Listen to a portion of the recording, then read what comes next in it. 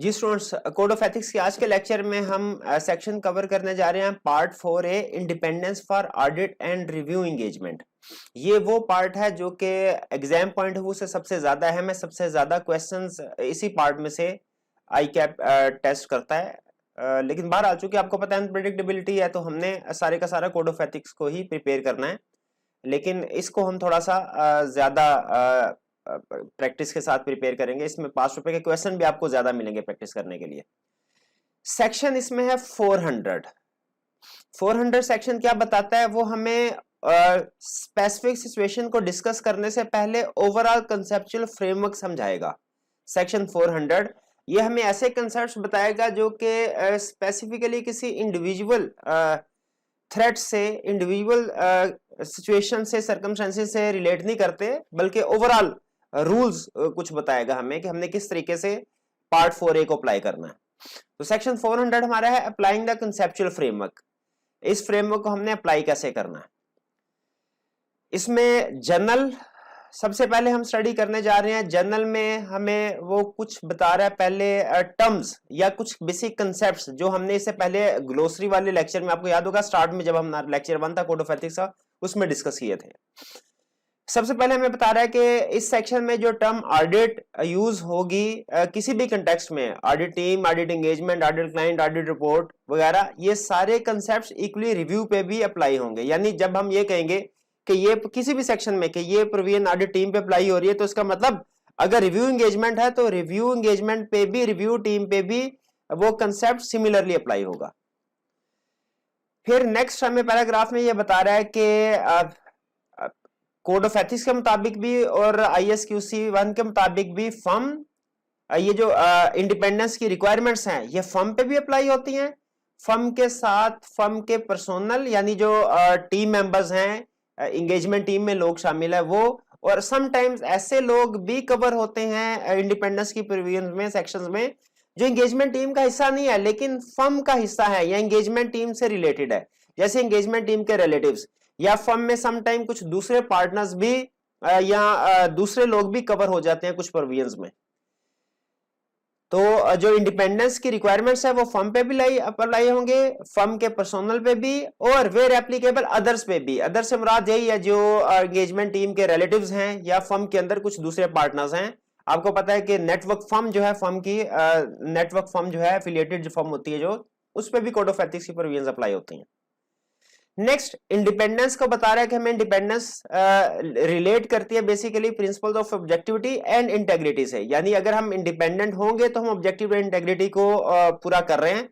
अगर इंडिपेंडेंस नहीं है ऑडिटर में तो वो प्रिंसिपल ऑफ ऑब्जेक्टिविटी और इंटेग्रिटी को भी मीट नहीं कर सकता। इंडिपेंडेंस दो तरह की, इंडिपेंडेंस ऑफ माइंड और दूसरी इंडिपेंडेंस है इंडिपेंडेंस इन अपीयरेंस। दोनों में फर्क क्या है? इंडिपेंडेंस ऑफ माइंड ये है कि मैं जो भी डिसीजन मेकिंग करूं ऑडिट में, वो इंडिपेंडेंट होके without any bias decision making करूं, चाहे क्लाइंट पे मेरा भाई क्यों ना काम कर रहा हो। यह है independence of mind. Independence in appearance का मतलब है कि दिखने में भी मैं इंडिपेंडेंट, अंदर से तो इंडिपेंडेंट हूं, मैं दिखने में भी इंडिपेंडेंट नजर आऊं। यानी क्लाइंट पे मेरा कोई रिलेटिव्स नहीं होना चाहिए काम कर रहा हो, क्लाइंट में मेरा किसी किस्म का फाइनेंशियल इंटरेस्ट नहीं होना चाहिए, क्योंकि अगर मेरा कोई रिलेटिव्स क्लाइंट पे एम्प्लॉय होगा, मेरा कोई फाइनेंशियल इंटरेस्ट होगा क्लाइंट पे, तो देखने वाले लोग ये समझेंगे कि शायद मैंने इस क्लाइंट को कोई फेवर दी है अपना रिलेशनशिप या अपना इंटरेस्ट को प्रोटेक्ट करने के लिए, हालांकि एक्चुअली में शायद मैंने इंडिपेंडेंस ऑफ माइंड को सामने रखते हुए फेवर ना दी हो। तो इंडिपेंडेंस दो तरह की है। इंटरेस्टिंगली कोड ऑफ एथिक्स ये कहता है कि हमें दोनों तरह की इंडिपेंडेंस को मीट करना है। बजाहिर ये नजर आता है कि इंडिपेंडेंस ऑफ माइंड जो है वो ज्यादा अहम होती है, लेकिन कोड ऑफ एथिक्स ये कहता है कि इंडिपेंडेंस इन अपीयरेंस को भी आपने इक्वली इंपोर्टेंस देनी है, बल्कि ज्यादातर जो प्रोविजंस आप देखेंगे वो इंडिपेंडेंस इन अपीयरेंस को सामने रख के बताई गई हैं। इस पार्ट में डिस्क्राइब क्या किया गया है, कुछ सर्कमस्टेंसेस बताई गई है जिनकी वजह से थ्रेट क्रिएट होता है। अभी तो जनरल डिस्कशन होगी ना इस हमारे 400 पार्ट में। 400 के बाद जब हम स्पेसिफिक सिचुएशन की तरफ जाएंगे तो हमें कुछ सर्कमस्टेंसेस बताई जाएंगे, फिर बताया जाएगा उन सर्कमस्टेंसेस में कौन कौन से थ्रेट क्रिएट होते हैं, इन थ्रेट को एड्रेस करने के लिए क्या एक्शन या सेफगार्ड अप्लाई किए जा सकते हैं, और कुछ सिचुएशन ऐसी भी हैं जिनमें थ्रेट्स एक्शन वगैरह लेके थ्रेट्स को एलिमिनेट नहीं किया जा सकता। वहां पे सिर्फ एक ही पॉसिबिलिटी होती है कि आपने उस सिचुएशन को क्विट करना है, यानी उस रिलेशनशिप को या उस रिलेशन जो इंटरेस्ट है उसको एंड करना। तो ये बेसिकली बेसिक स्ट्रक्चर है। और याद रखिए एग्जाम में जो हम क्वेश्चन सॉल्व करेंगे वो भी इन्हीं रूल्स को सामने रख के करेंगे। यानी एग्जाम में हमें कुछ ना कुछ केस स्टडी में सर्कमस्टेंसेस देगा, हमसे रिक्वायर कर रहा होगा कि उस सर्कमस्टेंसेस में थ्रेट्स आइडेंटिफाई करें, प्लस हम कुछ एक्शंस या सेफगार्ड्स भी बताएं कि कैसे उस थ्रेट को रिड्यूस किया जा सकता है। और अगर थ्रेट को रिड्यूस नहीं किया जा सकता तो उसको भी हमने डिस्कस करना होगा। फिर एक टर्म आती है पब्लिक इंटरेस्ट एंटिटी। ये पब्लिक इंटरेस्ट एंटिटी की टर्म भी हम पहले कवर कर चुके हैं। ये public interest entity basically concept है ऐसी ऑडिट क्लाइंट के लिए जिनमें बहुत ज्यादा स्टेक होल्डर्स होते हैं, लार्ज नंबर या wide range of stakeholders हो, ऐसे क्लाइंट को कहते हैं पब्लिक इंटरेस्ट एंटिटी। इसकी सबसे बड़ी मिसाल होती है लिस्टेड कंपनी। लिस्टेड कंपनी में आपको पता है क्योंकि सिक्योरिटीज लिस्टेड होती हैं, तो उन लिस्टेड सिक्योरिटीज की वजह से उसमें wide range of stakeholders involve होते हैं, वो पब्लिक इंटरेस्ट एंटिटी है। लेकिन लिस्टेड क्लाइंट्स के अलावा भी कुछ ऐसी एंटिटीज होती है जिसमें पब्लिक इंटरेस्ट इन्वॉल्व होता है, जैसे बैंक्स, पेंशन फंड्स, इसमें लोगों का पैसा होता है। फाइनेंशियल इंस्टीट्यूशंस, लोग अपना पैसा इसमें डिपॉजिट करवाते हैं।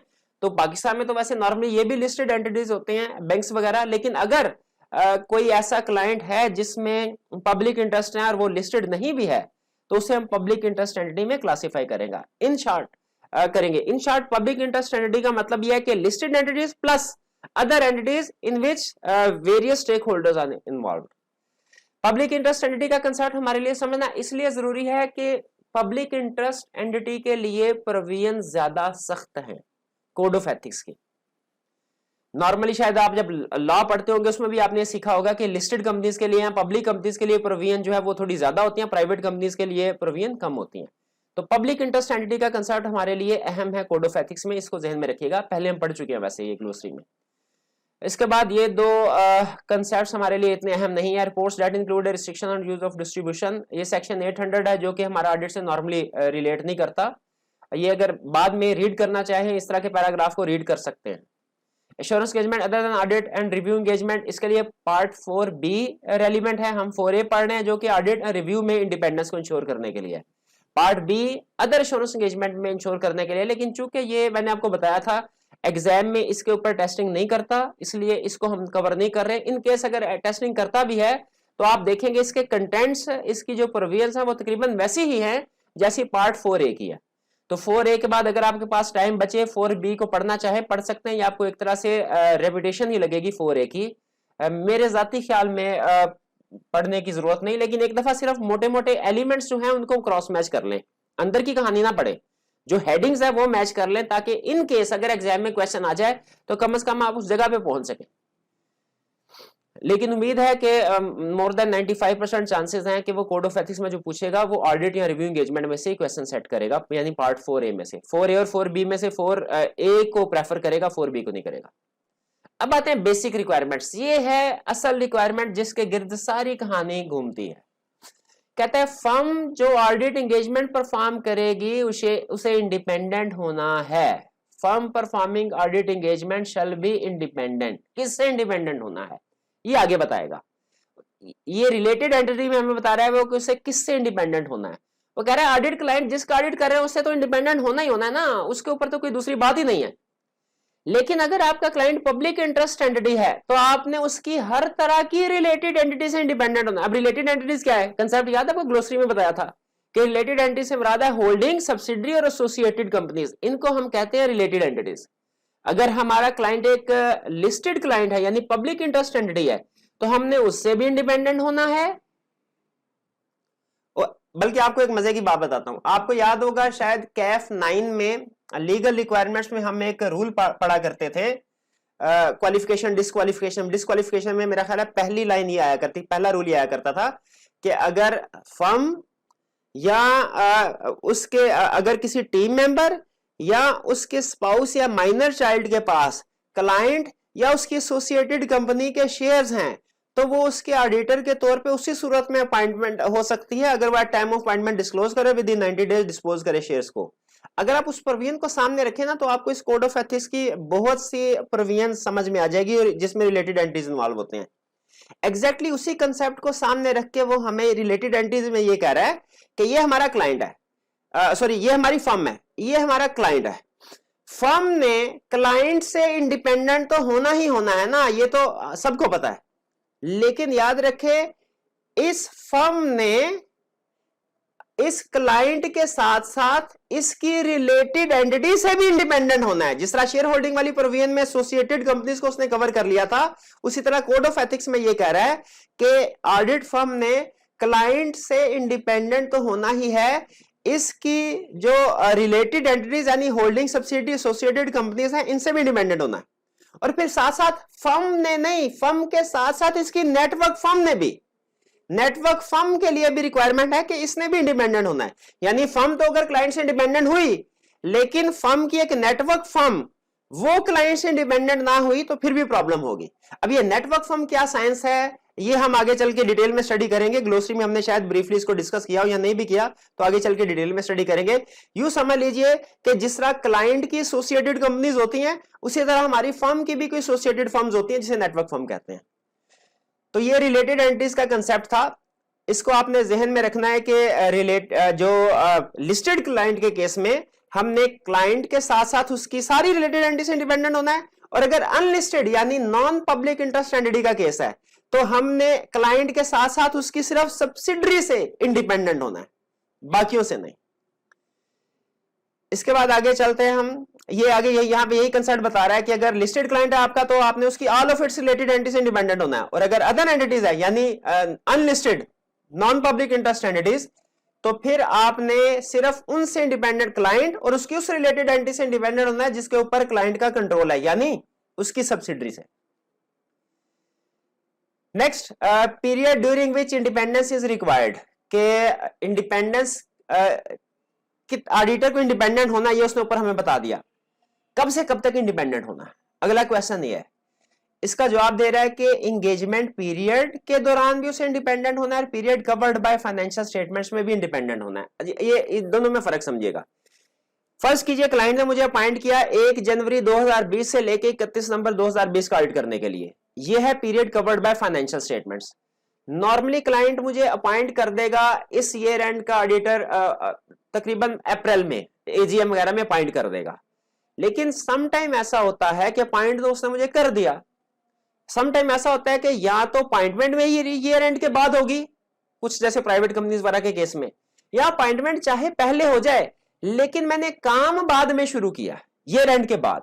तो एंगेजमेंट पीरियड से मुराद होता है वो पीरियड जब मैंने काम शुरू किया और जब मैंने रिपोर्ट इशू कर दी, यानी ऑडिट में जब पहला काम मैंने किया, पहला प्रोसीजर परफॉर्म किया, तब से लेके ऑडिट रिपोर्ट इशू होने तक का जो पीरियड है वो एंगेजमेंट पीरियड कहलाता है। और जो period covered by financial statements है वो फाइनेंशियल ईयर एंड। तो इसका मतलब यह हुआ मैंने फाइनेंशियल ईयर एंड में भी इंडिपेंडेंट होना पूरा 1 साल, और उसके बाद भी जब तक मैं ऑडिट प्रोसीजर परफॉर्म कर रहा हूं उसके बाद भी 3, 4, 5 महीने मैंने उस अरसे में भी इंडिपेंडेंट होना है। कहानी में ट्विस्ट कब आता है? कहानी में ट्विस्ट तब आता है जब हम ईयर एंड गुजर गया, एंगेजमेंट पीरियड बाद में स्टार्ट हो रहा है, यानी हम ऑडिटर समझ ले बाद में अपॉइंट हुए हैं, ईयर एंड पहले कंप्लीट हो गया, और हमने उससे पहले एंगेजमेंट पीरियड स्टार्ट होने से पहले कोई फाइनेंशियल या बिजनेस रिलेशनशिप था, कोई हम ऐसी नॉन इंश्योरेंस सर्विस क्लाइंट को प्रोवाइड कर चुके हैं जिसकी वजह से इंडिपेंडेंस इंपेयर हो रही है। जैसे फर्ज कीजिए, अब मुझे अगर फर्ज कीजिए जून, जुलाई, अगस्त 2020 में मैंने क्लाइंट को कोई, उस वक्त मैं ऑडिटर अपॉइंट नहीं हुआ, ना ही मुझे पता था कि ऑडिटर अपॉइंट करेंगे मुझे, उस वक्त मैंने क्लाइंट को कोई ऐसी insurance non insurance engagement provide कर दी जिसकी कोड ऑफ एथिक्स इजाजत नहीं देता। फॉर एग्जांपल मैंने अकाउंटिंग या बुक कीपिंग सर्विसेज प्रोवाइड की, तो अब जब उसके बाद मुझे जब ये ईयर एंड खत्म होगा उसके बाद मुझे ऑडिटर अपॉइंट किया, तो अब मैं इंगेजमेंट पीरियड तो मेरा तब स्टार्ट होगा ना जब मैंने ऑडिट करना शुरू करना है। लेकिन अब चूंकि जो मेरा फाइनेंशियल पीरियड था पिछला, उसमें भी मुझे इंडिपेंडेंट होना है, और इस एग्जांपल में मैं नॉन इंश्योरेंस सर्विस प्रोवाइड कर चुका हूं जिसकी कोड इजाजत नहीं देता, तो यहां पे कोड ऑफ एथिक्स की वायलेशन हो रही है। इसका मतलब है सम टाइम हमें कोड ऑफ एथिक्स को रेट्रोस्पेक्टिवली अप्लाई करना पड़ता है। बाज़ औक़ात ऐसा होता है हम पास्ट में कोई सर्विस प्रोवाइड कर चुके होते हैं जिसकी कोड ऑफ एथिक्स इजाजत नहीं देता, लेकिन हमने इजाजत नहीं देता तो क्यों सर्विस प्रोवाइड की? क्योंकि हम उस वक्त ऑडिटर नहीं बने थे, अब बाद में ऑडिटर बने हैं। तो हमें क्या करना है ये वो हमें बता रहा है कह रहे अगर कोई एंटिटी ऑडिट क्लाइंट बनती है after period covered by financial statements और the firm shall determine whether any threats are created by financial और बिजनेस रिलेशनशिप और previous services provided to audit client. आगे इसकी एग्जांपल दे रहा है, for example threat to independence create होते हैं अगर आपने कोई नॉन इंश्योरेंस सर्विस प्रोवाइड की हो एक ऑडिट क्लाइंट को before audit team begins to perform the audit. ये मेरे वाली जो मैंने आपके साथ एग्जांपल अभी शेयर किया है कि हमने ऑडिट करना शुरू करना था मार्च अप्रैल 2021 में, लेकिन उससे पहले हम नॉन इंश्योरेंस सर्विस प्रोवाइड कर चुके थे, तो जिसकी कोड ऑफ एथिक्स इजाजत नहीं देता, तो यहां पे थ्रेट अराइज हो जाएगा। अब हमने इस थ्रेट को कैसे मैनेज करना है, एक्शंस क्या लेने हैं, हम ऑडिट करने के लिए डिफरेंट प्रोफेशनल को यूज करेंगे, इसके अलावा अप्रोप्रिएट रिव्यूअर को अपॉइंट कर देंगे या किसी दूसरी फर्म को एंगेज कर लेंगे कि वो हमारे नॉन इंश्योरेंस सर्विस जो हम पहले परफॉर्म कर चुके हैं उसको दोबारा परफॉर्म कर ले और उसकी जिम्मेदारी ले ले। जी नेक्स्ट कम्युनिकेशन विद दोस्त वी गवर्नेंस की बात करता है, जिसमें वो ये कह रहा है, एग्जाम पॉइंट ऑफ व्यू से इतना अहम नहीं है लेकिन इसमें आपको ओवरव्यू देते हैं। उसमें ये कह रहा है कि सम टाइम लॉ रिक्वायर करता है कुछ मैटर्स डायरेक्टर्स के साथ कम्युनिकेट करने हैं या ऑडिटिंग स्टैंडर्ड रिक्वायर कर सकते हैं। प्लस कोड ऑफ एथिक्स में भी जब कोई एथिकल इशू राइज होते हैं तो अगर लीगली रिक्वायर्ड ना भी हो तो भी बेहतर है कि आप कोड या स्टैंडर्ड रिक्वायर ना करें, फिर भी बेहतर है आप मैटर्स डायरेक्टर के साथ कम्युनिकेट करें। नेक्स्ट नेटवर्क फर्म के बारे में हमें बता रहा है कि नेटवर्क फर्म क्या है। नेटवर्क फर्म सबसे पहले तो ये समझ लीजिए हमारे लिए नेटवर्क फर्म का कंसेप्ट जानना क्यों जरूरी है। इसलिए कि जब हम बात करते हैं कि ऑडिटर जो ऑडिट फर्म है इसे अपने ऑडिट क्लाइंट से इंडिपेंडेंट होना है, एग्जैक्टली उसी तरह जो नेटवर्क फर्म है इसके लिए भी जरूरी है कि वो ऑडिट क्लाइंट से इंडिपेंडेंट हो। यानी जो फर्म ऑडिट कर रही है उसके लिए तो क्लाइंट से इंडिपेंडेंट होना जरूरी है, उस फर्म की जो नेटवर्क फर्म है इसके लिए भी क्लाइंट से इंडिपेंडेंट होना जरूरी है। जिस तरह हमने स्टडी किया था कि फर्म का इस तरफ क्लाइंट और उसकी रिलेटेड एंटिटी से इंडिपेंडेंट होना जरूरी है, यानी ऑडिट क्लाइंट के साथ उसके रिलेटेड एंटिटी को कवर किया था हमने, उसी तरह यहाँ पे फर्म के साथ हम उसकी नेटवर्क फर्म्स को भी कवर कर रहे हैं कि नेटवर्क फर्म के लिए भी जरूरी है कि वो ऑडिट क्लाइंट से इंडिपेंडेंट हो।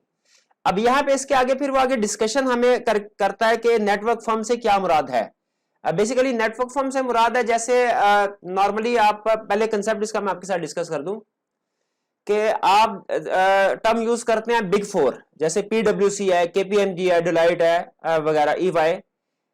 ये फर्म इंटरनेशनली है लेकिन दुनिया के बहुत से ममालिक में इन बड़ी फर्म्स के साथ डिफरेंट लोकल फर्म्स ने एफिलिएशन करवाई है।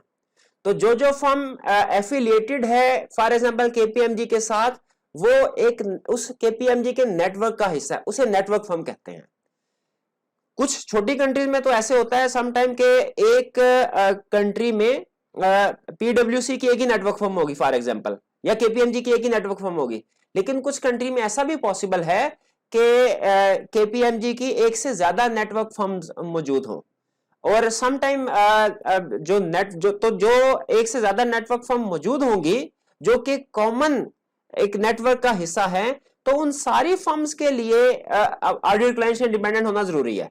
यानी अगर एक कंपनी ए है, एक कंपनी बी है, दोनों केपीएमजी के साथ नेटवर्क फर्म एक ही मुल्क में ऑपरेट कर रही हैं, तो ए के क्लाइंट से ए फर्म ने तो इंडिपेंडेंट होना ही होना है, क्योंकि बी फर्म भी एक ही नेटवर्क फर्म है, उसी के नेटवर्क का हिस्सा है, तो बी फर्म ने भी ए के क्लाइंट से इंडिपेंडेंट होना है। ये कंसेप्ट है। यहां पे हमें ये बता रहा है कि कौन सी फर्म नेटवर्क है कौन सी नहीं, ये मैटर ऑफ जजमेंट होता है और आपने कुछ चीजों को सामने रख के ये डिसीजन करना है। अब यहां से आगे जो 400.53 पैराग्राफ है इसमें वो डिस्कशन कर रहा है, वो ये कर रहा है कि आप कैसे पहचानेंगे कि दो फर्म जो है वो नेटवर्क फर्म हैं एक दूसरे की या नहीं। क्योंकि सम टाइम ऐसा भी होता है कि कुछ फर्म्स मिलके काम कर रही होती हैं लेकिन वो नेटवर्क फर्म का हिस्सा नहीं होता। क्यों काम कर रही होती है मिलके? हो सकता है फॉर एग्जांपल एक गवर्नमेंट का एक प्रोजेक्ट है, उसको परफॉर्म करना है, कोई सर्विस परफॉर्म करनी है, तो एक फर्म दूसरी फर्म के साथ मिलके काम कर रही होगी लेकिन वो दोनों नेटवर्क फर्म नहीं होगी। सम टाइम ऐसा होता है कि एक फर्म ने दूसरी फर्म को या उसका कोई कंपोनेंट बाय किया होता है और वो कहते हैं कि जी अच्छा हमने आपका फॉर एग्जांपल एडवाइजरी सर्विस का जो आपका ऑफिस है वो हमने बाय किया है, तो कुछ अरसे तक 6 महीने तक साल तक हम आपका नाम यूज करेंगे। अब हालांकि ये दोनों फर्म है अलहदा, क्योंकि बायर अलहदा है सेलर अलहदा है, लेकिन चूंकि बाइंग अरेंजमेंट में तय पा गया कि कुछ अरसे के लिए सेलर फर्म का नाम यूज किया जाएगा, तो इस अरेंजमेंट से भी दोनों नेटवर्क फर्म का हिस्सा नहीं बनती। नेटवर्क फर्म का हिस्सा कब बनेगी? जब उन दोनों में की कॉमन बिजनेस स्ट्रेटजी होगी, कोई लॉन्ग टर्म रिलेशनशिप होगा या सिग्निफिकेंट रिलेशनशिप होगा, एक दूसरे के साथ सिग्निफिकेंट रिसोर्सेज शेयर कर रही होगी फर्म्स, एक दूसरे का जो नेम यूज कर रही होगी, कॉमन ब्रांड नेम यूज कर रही होगी, वगैरह वगैरह। तो आगे कोड ऑफ एथिक्स हमें यही एग्जांपल देता है कि कब हम ये अज्यूम करेंगे कि दो फर्म्स जो हैं वो आपस में नेटवर्क फर्म है, जब वो प्रॉफिट या कॉस्ट शेयरिंग कर रही होंगी, जब वो common ownership control of management होगा उनका, common quality control policy and procedure share कर रही होंगी, कॉमन बिजनेस स्ट्रेटजी होगी, कॉमन ब्रांड नेम होगा, फॉर एग्जांपल केपीएमजी वगैरह, पीडब्ल्यूसी वगैरह, और वो significant part of professional resources share कर रहे होंगे। प्रोफेशनल रिसोर्सेज से क्या मुराद है? प्रोफेशनल रिसोर्सेज से मुराद है ह्यूमन रिसोर्स भी इसमें आता है, कि जैसे अगर कॉमन पार्टनर है या कोई टेक्निकल टीम है, टेक्निकल डिपार्टमेंट है कॉमन, जैसे दो फर्म्स उन्होंने मिलके आईटी डिपार्टमेंट स्टैब्लिश किया कि जब कभी हमें किसी क्लाइंट पे आईटी सर्विसेज की जरूरत पड़ेगी, हम इस डिपार्टमेंट से हायर करेंगे लोगों को IT related auditing procedure perform करने के लिए। तो अगर ये डिपार्टमेंट कॉमन है तो इसका मतलब है प्रोफेशनल रिसोर्सेज शेयर किए जा रहे हैं। लेकिन यहां पे जहन में रखिएगा, वो वर्ड यूज कर रहा है share a significant part of professional resources. Some time professional resources share तो होते हैं लेकिन सिग्निफिकेंट पार्ट नहीं होता। उस सूरत में दो फर्म नेटवर्क फर्म आपस में नहीं बनेगी। आगे चल के वो यही एग्जांपल दे रहा है कि जैसे फर्ज कीजिए दो फर्म एक दूसरे को क्लाइंट रेफर करती है, तो सिर्फ क्लाइंट रेफर करने से दो फर्म नेटवर्क फर्म नहीं बन जाएगी। या इसी तरह अगर इमटेरियल कॉस्ट एक दूसरे के साथ शेयर करती है, इस सूरत में नेटवर्क फर्म नहीं बनेगी। फॉर एग्जाम्पल अगर सिर्फ एक कॉमन ऑडिट मेथोडोलॉजी डेवलप की जा रही है, मैनुअल या ट्रेनिंग कोर्सेज वगैरह डेवलप किए जा रहे हैं मिलके, तो सिर्फ ये भी हालांकि निशानी है कि दो नेटवर्क फर्म्स होंगी, लेकिन अगर सिग्निफिकेंट नहीं है तो फिर दोनों फर्म जो है आपस में नेटवर्क फर्म नहीं बनेगी। और ये सिग्निफिकेंट कब होगी? जब ऑडिट मेथोडोलॉजी भी डेवलप हो रही है, मैनुअल या ट्रेनिंग कोर्सेज भी डेवलप हो रहे हैं, साथ साथ प्रोफेशनल रिसोर्सेज भी शेयर हो रहे हैं। प्रोफेशनल रिसोर्सेज में पार्टनर्स या ऑडिट मैनेजर भी कवर हो जाते हैं, कोई टेक्निकल डिपार्टमेंट भी हो सकता है, वो भी प्रोफेशनल, या कॉमन डेटाबेस भी शेयर करते हैं। फॉर एग्जांपल क्लाइंट से रिलेटेड डेटाबेस भी अगर एक दूसरे के साथ शेयर किया जाता है, वो भी प्रोफेशनल रिसोर्सेज हैं, तो उससे भी दोनों फर्म आपस में नेटवर्क फर्म बन जाएगी। तो इस पैराग्राफ में हमें एग्जाम्पल, ऊपर उसने हमें क्राइटेरिया दिया कि इस क्राइटेरिया को सामने रख के हम डिसाइड करेंगे दो फर्म नेटवर्क फर्म है कि नहीं, और नीचे हमें एग्जाम्पल दे रहा है कि सिर्फ छोटी मोटी शेयरिंग करने से कोई नेटवर्क फर्म नहीं बन जाती जब तक कि वो सिग्निफिकेंट पार्ट एक दूसरे के साथ शेयर नहीं करेगी। ये जो ऊपर उसने आइटम्स दी हैं क्राइटेरिया नेटवर्क फर्म को पहचानने का, इसको जरा गो थ्रू कर लीजिएगा, क्योंकि एग्जाम में हो सकता है वो डायरेक्टली हमें ना बताए कि कोई नेटवर्क फर्म है, बल्कि इनमें से कोई एक आधा हिंट हमें दे दे कि कॉमन ब्रांड नेम शेयर होता है या प्रोफेशनल रिसोर्सेज को शेयर कर रही है फर्म एक दूसरे के साथ, तो उससे हमने पहचानना होगा कि ये तो नेटवर्क फर्म का जिक्र कर रहा है। तो यहां पे हमने पहचान लिया इस क्राइटेरिया से नेटवर्क फर्म है कि नहीं है। फिर इसके बाद आगे वही एग्जांपल दे रहा है कुछ कि किस केसेस में नेटवर्क फर्म हो सकती है और किस केस में नहीं हो सकती। हाँ, इस पैराग्राफ में वो हमें ये बता रहा है कि बाजू का ऐसा होता है कि फर्म एक दूसरे का सिग्निफिकेंट रिसोर्सेज शेयर नहीं कर रही होती, लेकिन पब्लिसिटी दोनों दो फर्म्स की हो सकता है इकट्ठी हो रही हो, यानी एक ही समझ लीजिए कि बैनर में दोनों फर्म्स की पब्लिसिटी हो रही हो। तो इस तरह की चीजों से परसेप्शन ये डेवलप होती है कि दोनों नेटवर्क फर्म है या दोनों जो है वो एक ही नेटवर्क का हिस्सा है। तो इस तरह की सिचुएशन में फर्म्स को चाहिए कि अवॉइड करें इस तरह की प्रैक्टिस को, ताकि जनरल परसेप्शन ये ना बने कि दोनों नेटवर्क फर्म है। प्रोफेशनल रिसोर्सेज की एग्जांपल दे रहा है, मैंने आपके साथ शेयर कर लिया कि ये कॉमन सिस्टम हो सकता है, जैसे फर्म एक दूसरे के साथ इंफॉर्मेशन एक्सचेंज कर रही हो, पार्टनर या other personal technical department audit methodology या ट्रेनिंग कोर्सेज वगैरह शेयर करे। तो ये प्रोफेशनल रिसोर्सेज की एग्जांपल है जो हो सकता है दो फर्म्स आपस में एक दूसरे के साथ शेयर कर रही हो। लेकिन अगेन यहाँ पे ये जहन में रखिएगा कि ये रिसोर्सेज जब सिग्निफिकेंट पोर्शन इनका शेयर होगा एक दूसरे के साथ, फिर नेटवर्क फर्म बनेगी, वरना नेटवर्क फर्म नहीं बनेगी। जैसे प्रीवियस पैराग्राफ में उसने एग्जांपल दी थी कि दो फर्म आपस में ऑडिट मेथोडोलॉजी, ऑडिट मैनुअल या ट्रेनिंग कोर्सेज, फैसिलिटीज वगैरह शेयर कर रही हो, लेकिन इसके अलावा पार्टनर या अदर पर्सनल टेक्निकल डिपार्टमेंट वगैरह की शेयरिंग ना हो, कॉमन सिस्टम ना हो, इंफॉर्मेशन एक दूसरे के साथ एक्सचेंज नहीं कर रहे, तो वो फिर नेटवर्क फर्म नहीं कहलाती, वो नेटवर्क फर्म नहीं बनती जी। और इस पैराग्राफ में बता रहा है कि प्रोफेशनल रिसोर्सेज कब सिग्निफिकेंट हो गए, यही एग्जांपल मैंने आपके साथ शेयर कर ली कि कॉमन ऑडिट मेथोडोलॉजी अगर सिर्फ शेयर कर रहे हैं, एक्सचेंज ऑफ पर्सनल या इंफॉर्मेशन नहीं है, तो वो नेटवर्क फर्म नहीं बनेगी। और अगर एक्सचेंज ऑफ पर्सनल और एक्सचेंज ऑफ इंफॉर्मेशन भी एक दूसरे के साथ कर रही हैं, कॉमन टेक्निकल डिपार्टमेंट है, तो इस वाले केस में वो नेटवर्क फर्म बन जाएगी। यानी इस वाली एग्जांपल में दो फर्म्स आपस में नेटवर्क फर्म नहीं बन रही, और इस वाली एग्जांपल में दो फर्म्स आपस में नेटवर्क फर्म बन रही है। इसके बाद वो सेल वाली एग्जांपल मैंने दे दी कि लिमिटेड पीरियड ऑफ टाइम के लिए अगर सेल किया कंपोनेंट को और इजाजत दी नाम यूज करने की, तो उस सूरत में भी वो नेटवर्क फर्म नहीं बनती।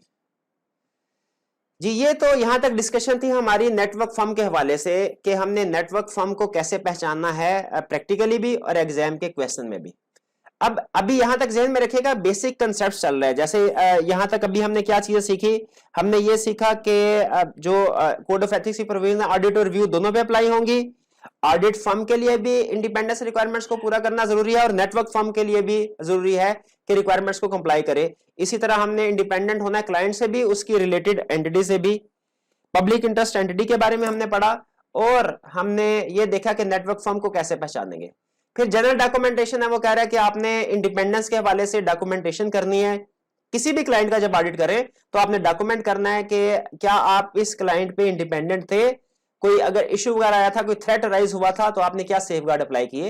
ये जैसे जिस तरह ऑडिटिंग स्टैंडर्ड में डॉक्यूमेंटेशन रिक्वायरमेंट्स होती थी, उसी तरह कोड ऑफ एथिक्स में भी आपको डॉक्यूमेंटेशन रिक्वायरमेंट्स नजर आएंगे। जी, अब यहां से चलते हैं कुछ किसी हद तक स्पेसिफिक डिस्कशन स्टार्ट होगी। Merger and acquisitions. Merger acquisition क्या है? मर्जर एंड एक्विजिशन का मतलब है, ये याद रखिए, हमारी फर्म की मर्जर एक्विजिशन नहीं हो रहा, क्लाइंट का मर्जर एक्विजिशन हो रहा है। आपके सामने मैं एक एग्जांपल रखता हूं, उनमें से एक एग्जांपल आई कि आपने पास पेपर में टेस्ट भी किया। फर्ज कीजिए कि हमारी एक फर्म है और हमने ए लिमिटेड का ऑडिट कर रहे हैं। हमारी फर्म ए लिमिटेड से इंडिपेंडेंट है, कोई इशू नहीं है, ऑडिट कर रहे हैं हम। बी लिमिटेड में फर्म ने शेयर्स खरीदे हैं, तो जाहिर है बी लिमिटेड से फर्म इंडिपेंडेंट नहीं है, उसका ऑडिट भी नहीं कर रही, कोई इशू नहीं है। अब यहां तक सिचुएशन में कोई प्रॉब्लम नहीं है, हम बी लिमिटेड के शेयर्स भी होल्ड कर सकते हैं और साथ ही साथ ए लिमिटेड का ऑडिट भी कर सकते हैं। लेकिन फर्ज कीजिए ऑडिट के दौरान में ए लिमिटेड ने बी लिमिटेड के 60% शेयर्स एक्वायर कर लिए। यह है मर्जर एंड एक्विजिशन की एग्जांपल। इस ट्रांजैक्शंस का हमारे कोड ऑफ एथिक्स पे क्या इंपैक्ट होगा, ये है सिचुएशन जिसको ये मर्जर एंड एक्विजिशन डिस्कस करता है कि सम टाइम ऐसा होता है कि मर्जर से थ्रेट्स क्रिएट हो जाते हैं। क्लाइंट किसी कंपनी से मर्जर करता है, उसे थ्रेट, जैसे इस केस में अब हम बैठे बिठाए हमें प्रॉब्लम अराइज होगी क्या कि हमने कोड ऑफ एथिक्स के मुताबिक तो क्लाइंट से भी इंडिपेंडेंट होना, उसकी रिलेटेड एंटिटी से भी इंडिपेंडेंट होना है। अब हम क्लाइंट से इंडिपेंडेंट पहले तो थे, उसकी रिलेटेड एंटिटी से भी, लेकिन मर्जर एंड एक्विजिशन के बाद अब थ्रेट राइज हो गया, अब हम क्लाइंट से इंडिपेंडेंट नहीं है।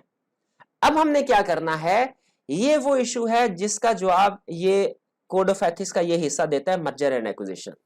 वो ये कहता है, स्टार्ट कहां से करता है, कहता है entity might become a related party of an audit client because of merger.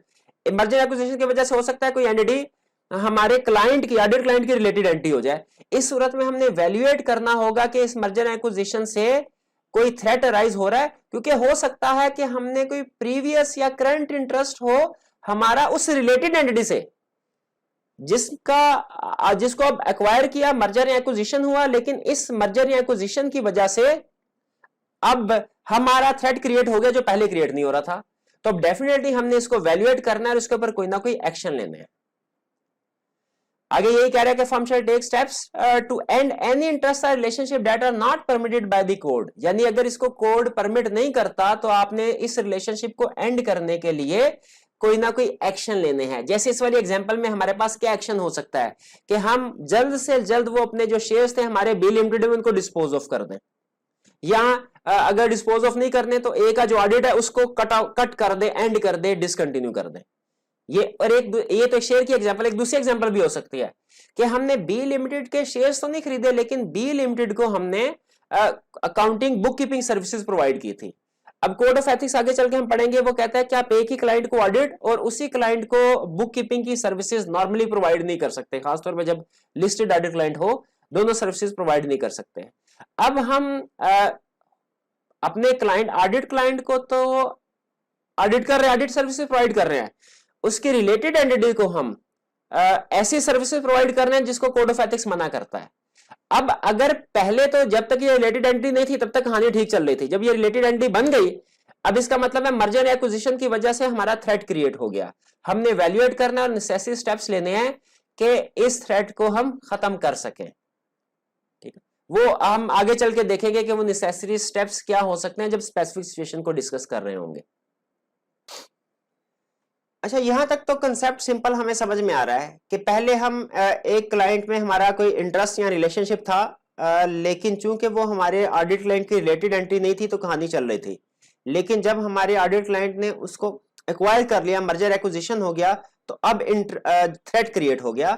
हमने कोशिश करनी है कि इस थ्रेट को डिस्पोज ऑफ कर दें, एलिमिनेट कर दें किसी तरीके से, ताकि वो जो थ्रेट है वो खत्म हो सके। यहां पे कहानी में आगे दो सिचुएशंस बनती हैं जिनका इलाज उसने कोर्स ऑफ एक्शन एक ही बताया, लेकिन वो दो सिचुएशन क्या है? कहता है बाज़ औक़ात ऐसा होगा कि आपके लिए उस रिलेशनशिप को या इंटरेस्ट को जिसकी वजह से थ्रेट क्रिएट हो रहा है, रिलेटेड एंटिटी में जो आपका रिलेशनशिप या इंटरेस्ट है जिसकी वजह से थ्रेट क्रिएट हो रहा है, उसको एंड करना, डिस्पोज ऑफ करना, उससे छुटकारा पाना जल्द से जल्द मुमकिन नहीं होगा, उसमें कुछ टाइम लगेगा। ठीक है, कोड ऑफ एथिक्स ये कहता है कि जो भी इफेक्टिव डेट ऑफ मर्जर होगी ना, जिस डेट में मर्जर होगा, आपने उससे पहले मर्जर से पहले उस रिलेशनशिप से, इंटरेस्ट से छुटकारा हासिल करना है। लेकिन समटाइम ऐसा नहीं होता। जैसे उसने पास्ट पेपर में एक जगह पे कहा कि एंगेजमेंट पार्टनर के पास बी लिमिटेड के शेयर्स हैं, लेकिन बी लिमिटेड एक प्राइवेट कंपनी है, यानी पब्लिक लिस्टेड कंपनी नहीं, अनलिस्टेड कंपनी है। अब अनलिस्टेड कंपनी है तो उसके शेयर्स अगर डिस्पोज करने, अब एंड ये इंटरेस्ट या रिलेशनशिप को एंड करने का मतलब तो यही ना कि अब आपने उस बी लिमिटेड के शेयर्स को डिस्पोज करना है। लेकिन डिस्पोज अगर लिस्टेड कंपनी होती, बी लिमिटेड, हम आसानी से स्टॉक एक्सचेंज में जाके उसी दिन सेल कराते, लेकिन अनलिस्टेड कंपनी है, इसका इतने जल्दी डिस्पोज नहीं हो सकता इंटरेस्ट या रिलेशनशिप। इस सूरत में क्या करना है, ये पैराग्राफ हमें इसका जवाब दे रहा है। कह रहा है इस सिचुएशन में आप थ्रेट को वैल्यूएट कीजिए, थ्रेट कितना सिग्निफिकेंट है, यानी पार्टनर के पास कितने शेयर्स हैं, वो जिस बंदे के पास शेयर हैं वो किस पोजीशन पे पार्टनर है, तो थ्रेट हाईली सिग्निफिकेंट होगा। शेयर्स की अमाउंट देखें कितनी है, और फिर दो सावी गवर्नेंस के साथ डिस्कस करें और उसे रीजन बताएं कि भाईजान क्यों हम इसको डिस्पोज नहीं कर सकते इंटरेस्ट या रिलेशनशिप को। इसके बाद जो बॉल होगी वो दो सावी गवर्नेंस के कोर्ट में होगी। दो सावी गवर्नेंस अगर हमसे रिक्वेस्ट करते हैं, if though savvy governance request from to continue as auditor, फिर हम ऑडिट कर सकते हैं आगे कंटिन्यू। लेकिन उस सूरत में भी हमने इंश्योर करना होगा कि इंटरेस्ट या रिलेशनशिप जो है वो मर्जर के 6 महीने के अंदर अंदर डिस्पोज कर दे। यानी कोई भी मसला हो ना, आपने 6 महीने से ज्यादा उसको प्रोलॉन्ग नहीं करना। 6 महीने से पहले आपने अपना इंटरेस्ट या रिलेशनशिप उसको डिसकंटिन्यू कर देना है, या जो भी इंडिविजुअल था जिसका इंटरेस्ट वगैरह था उसको आपने एंगेजमेंट टीम का हिस्सा या क्वालिटी कंट्रोल रिव्यू का हिस्सा नहीं बनाना, ये आपने इंश्योर करना है। और कुछ ट्रांजिशनल प्रोविजन, ट्रांजिशनल मेजर्स भी लेने हैं, जैसे क्वालिटी कंट्रोल रिव्यू वगैरह कंडक्ट करवाना है। ये examples of such transitional 3 example उसने दिया है, लेकिन तीनों मिला जुला के एक ही बात बन रही है कि हमने किसी ना किसी चार्टर्ड अकाउंटेंट को एंगेज करना है कि वो आके रिव्यू कर लें।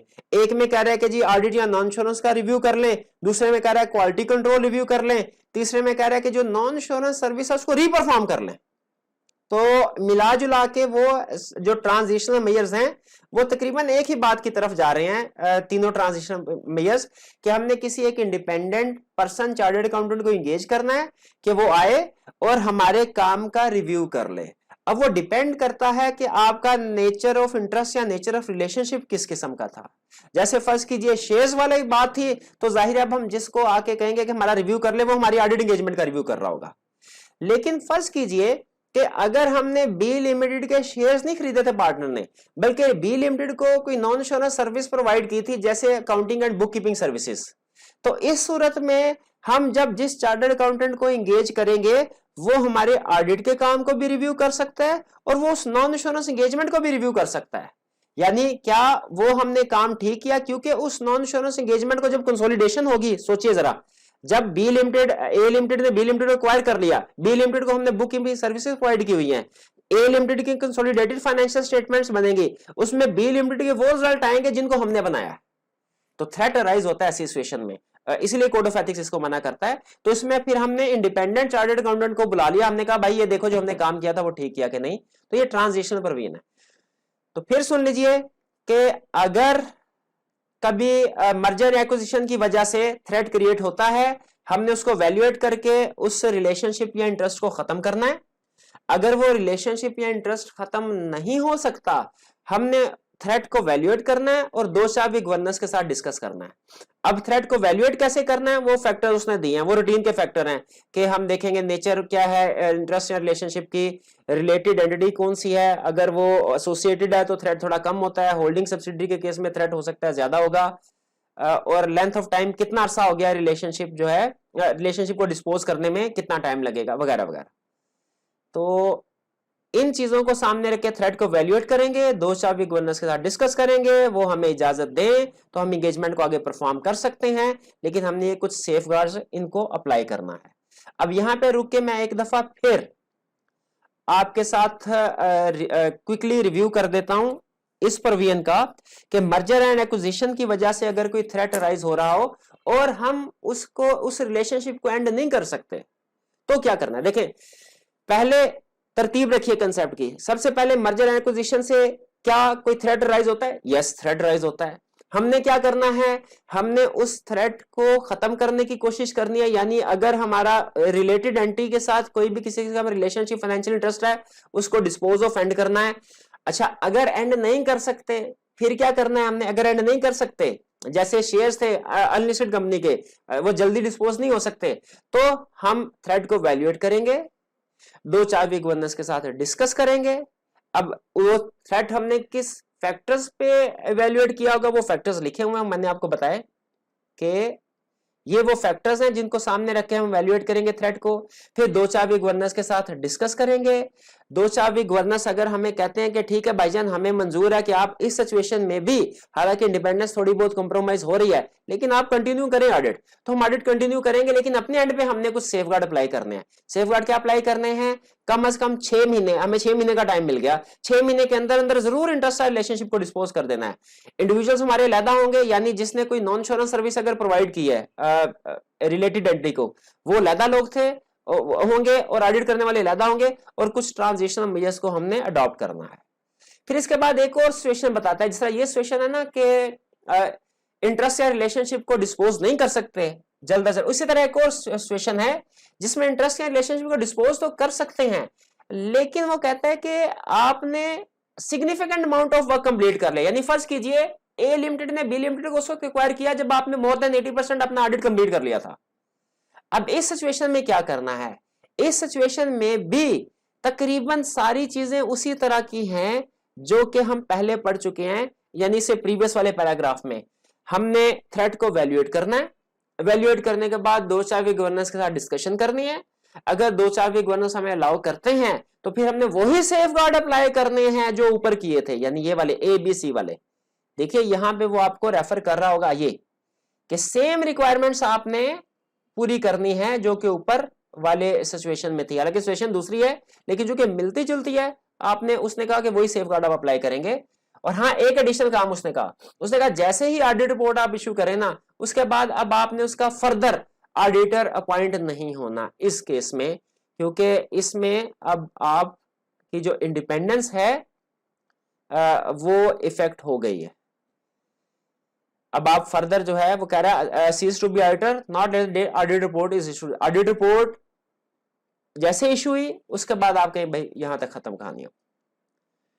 इसके बाद डॉक्यूमेंटेशन एज यूजुअल कह रहा है कि आपने जो भी इशू था इंटरेस्ट या रिलेशनशिप उसको डॉक्यूमेंट करना है। आगे वही बात कर रहा होगा कि आपने सेफगार्ड क्या अप्लाई किया, आपका कंक्लूजन क्या था वगैरह वगैरह, ये रूटीन की चीजें हैं, इसको डॉक्यूमेंट करना है। ये डॉक्यूमेंटेशन आपको याद करने की जरूरत नहीं, सिर्फ हाईलाइट कर लीजिए। एग्जाम में अगर वो क्वेश्चन पूछता है आपको पता होना चाहिए डॉक्यूमेंटेशन कहाँ पे मौजूद है, वहां पे जाके इसको रिप्रोड्यूस कर दीजिएगा।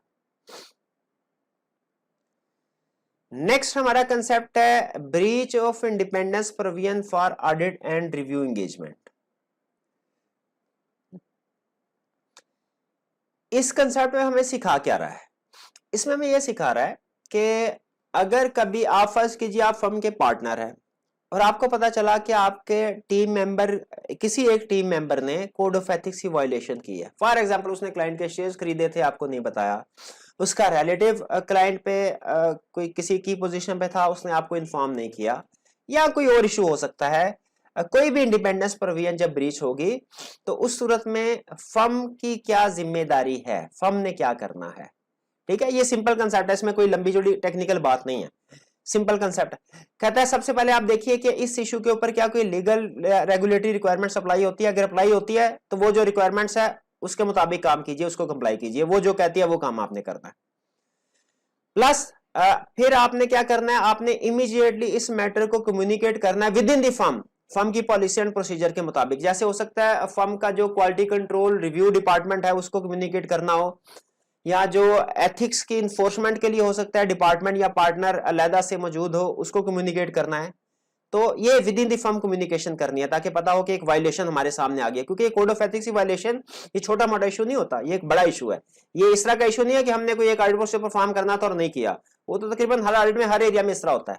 कोड ऑफ एथिक्स की वायलेशन एक मेजर इशू है, इसलिए कह रहा है इसको आप विद इन द फर्म जितने भी अप्रोप्रिएट लेवल है उन तक ये बात पहुंचाए। फिर आप देखें, इवैल्यूएट करें सिग्निफिकेंस ऑफ द ब्रीच, ये ब्रीच कितना कुछ सिग्निफिकेंट है, मतलब इसका इंपैक्ट माइनर है कि मेजर इंपैक्ट है और फर्म की ऑब्जेक्टिविटी के ऊपर। क्योंकि अगर मेजर इंपैक्ट है तो हो सकता है कि फर्म ऑडिट रिपोर्ट ही ना इशू करे, उसकी ability to issue audit report effect हो।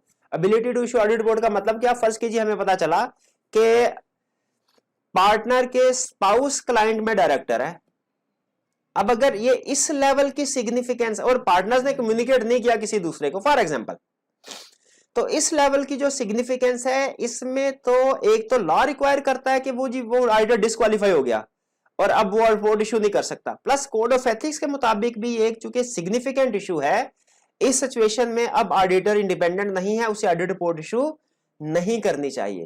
तो याद रखिए सिग्निफिकेंस को वैल्यूएट हमने एक तो इसलिए करना है कि हम ये देखें कि इसके आगे अब सेफगार्ड हमने क्या अप्लाई करने हैं। ये जो चले जो हो गया, वायलेशन तो हो गई, अब आगे उसको ठीक कैसे करना है।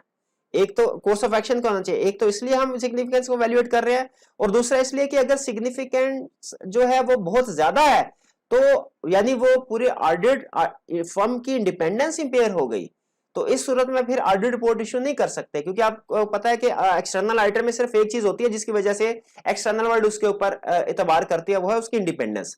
अगर इंडिपेंडेंस ही नहीं है तो फिर उसकी ऑडिट रिपोर्ट को भी कोई एतबार नहीं करेगा, वो भी इशू नहीं होनी चाहिए। फिर कह रहा है सिग्निफिकेंस को सामने रखते हुए आपने वैल्यूएट करना है कि क्या कोई एक्शन लेना चाहिए, ऐसा क्या कोई ऐसा एक्शन कोर्स ऑफ एक्शन होगा जिससे कॉन्सिक्वेंसेस को एड्रेस किया जा सके।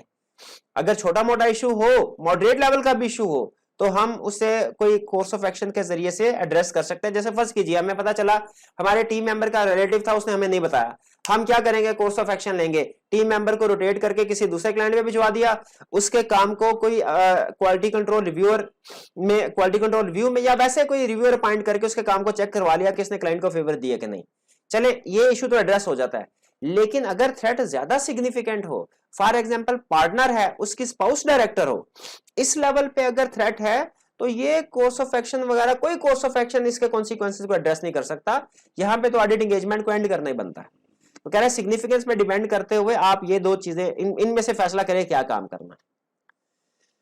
और सिग्निफिकेंस किस चीजों पे डिपेंड करते हैं ये उसने आगे बताया हुआ है, नेचर ऑफ रिलेशनशिप वगैरह क्या क्या होगा, ये रूटीन के आपको पता है कुछ फैक्टर्स बताता है कि किन फैक्टर्स को सामने रखने में सिग्निफिकेंस को वैल्यूएट करना होता है। ये मैंने कुछ अहम पॉइंट जो केस स्टडी के पॉइंट ऑफ व्यू से हैं उसको हाईलाइट किया, इसको रीड कर लीजिएगा। हाँ, एग्जांपल्स ऑफ एक्शन क्या हो सकते हैं। अब देखिए यहां पे हमने वैल्यूएट किया, डी पॉइंट में हमने सिग्निफिकेंस को वैल्यूएट किया। इवैल्यूएट किन फैक्टर्स को सामने रख के वैल्यूएट करना है, यानी कैसे पता चलेगा कि थ्रेट सिग्निफिकेंट है कम, वो ये फैक्टर्स हैं, ये इन फैक्टर्स को सामने रख के। और फिर हमने फैसला किया कि क्या कोई कोर्स ऑफ एक्शन हो सकता है जिससे ये कॉन्सिक्वेंसेस एड्रेस हो जाए, यानी जो ब्रीच तो हो गई लेकिन अब बाद में उसका काउंटर हो सके। अब ये एक्शंस क्या हो सकते हैं, ये एक्शन उसने हमें नीचे बताए। ये हो सकता है हम रेलिवेंट टीम मेंबर को रिमूव कर दें, एश्योरेंस या नॉन एश्योरेंस एंगेजमेंट के लिए डिफरेंट इंडिविजुअल्स को लेके जाएं, किसी फर्म से रिव्यू करवा लें और रीपरफॉर्म करवा लें, या नॉन एश्योरेंस वर्क को वगैरह वगैरह। क्योंकि जो थ्रेट है याद रखें वो इस वजह से भी हो सकता है कि हमारे किसी टीम मेंबर का क्लाइंट में इंटरेस्ट या रिलेशनशिप था, इस वजह से भी थ्रेट राइज हो सकता है कि कोई नॉन इंश्योरेंस सर्विस प्रोवाइड की गई थी। याद रखिए आगे चल के कोड ऑफ एथिक्स में कुछ एग्जांपल्स आएंगी, कुछ एग्जांपल ऐसी होंगी जिनमें हमारे किसी टीम मेंबर का इंटरेस्ट या रिलेशनशिप इन्वॉल्व होगा, कुछ एग्जांपल्स आएंगे जिसमें फर्म ने कोई नॉन इंश्योरेंस सर्विस प्रोवाइड की होगी क्लाइंट को।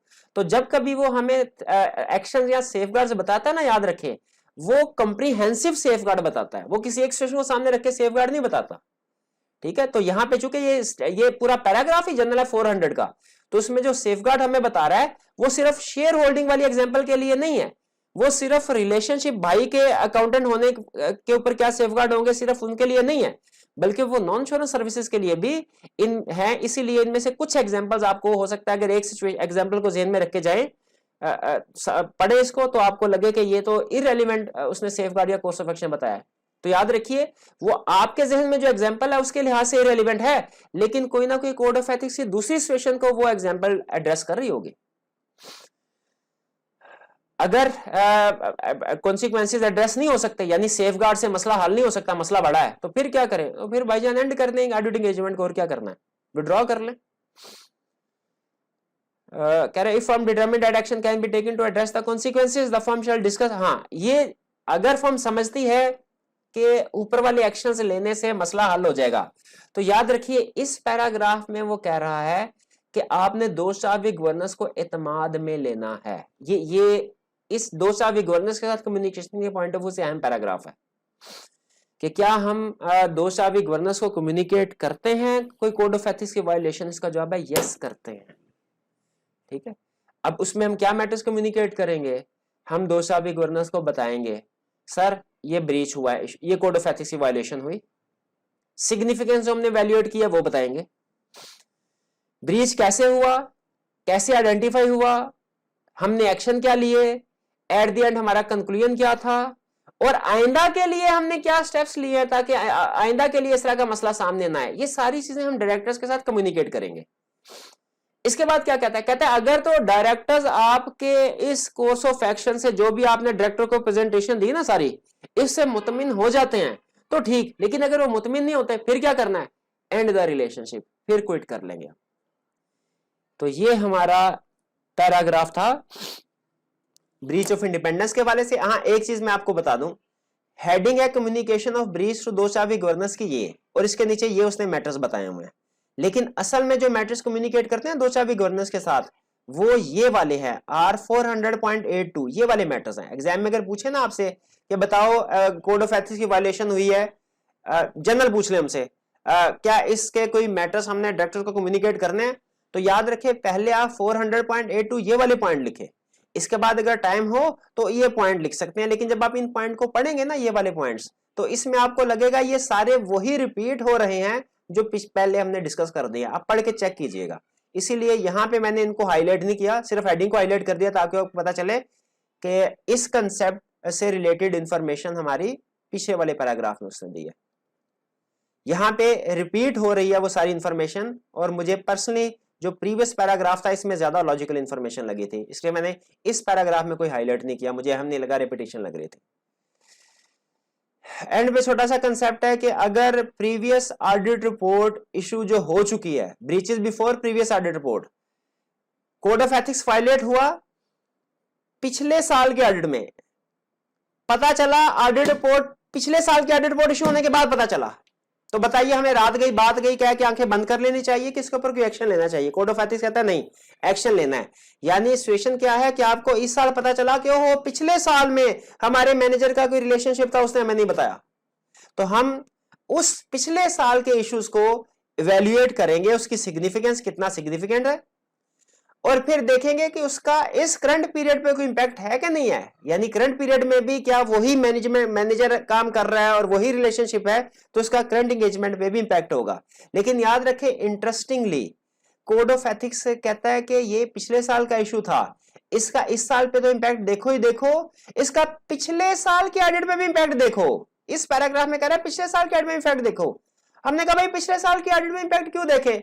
उसने कहा इसलिए कि अगर इशू ज्यादा है तो हो सकता है आपको अपनी ऑडिट रिपोर्ट विड्रॉ करनी पड़े, यानी अगर आपको लगता है कि जी हम पिछले साल इंडिपेंडेंट नहीं थे और हमें इस साल आके पता चला कि पिछले साल इंडिपेंडेंट नहीं थे, तो आप पिछले साल का ऑडिट दोबारा खोल लें, मतलब पूरा ऑडिट दोबारा नहीं खोलना, सारे का प्रोसीजर रीपरफॉर्म नहीं करने, अपनी इंडिपेंडेंस को वैल्यूएट करना है। और अगर लगता है कि हमारी इंडिपेंडेंस में कोई बड़ा मसला था पिछले साल के ब्रीच ऑफ कोड की वजह से, तो फिर हमने कंसीडर करना है possibility of withdrawing audit report, कि पिछले साल की ऑडिट रिपोर्ट विड्रॉ कर ले। विड्रॉ करने का मतलब जनरल पब्लिक को कह दे कि हमारी पिछले साल की ऑडिट रिपोर्ट पे एतबार ना किया जाए। और एज यूजुअल इस मैटर्स को हमने दोषा विगोर्नेस को डिस्कस करना है। फिर कुछ डॉक्यूमेंटेशन रिक्वायरमेंट है जिसमें वही ब्रीच क्या हुआ, एक्शन क्या लिया हमने, डिसीजंस वगैरह क्या लिए, इन चीजों को डॉक्यूमेंट करते हैं। तो ये हमारा नेक्स्ट सेक्शन था, कंप्लीट हुआ 400। इसके बाद अब आगे 410 पे चलते हैं।